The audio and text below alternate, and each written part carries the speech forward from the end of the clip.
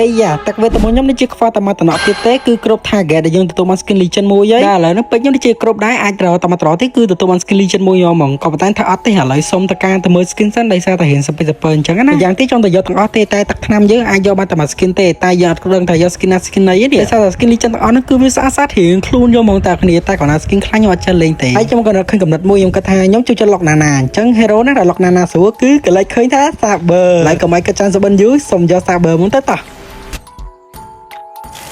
ឥឡូវយើងគ្រប់ target មកទឹកថ្នាំហើយយើងមកមើល saber យើងទទួលបានអីខ្លះទី1យើងទទួលបាន stay face រូបក្រោយហើយនឹង stay ចាប់ទៅតាមស្លាបហើយមួយទៀតយើងទទួលបានសុំអូសុំនេះស្អាតតែអ្នកគ្នាគាត់មើលមកលង្កាចនេះសម្រាប់ចិត្តច្បាស់ហើយគឺយក saber ពង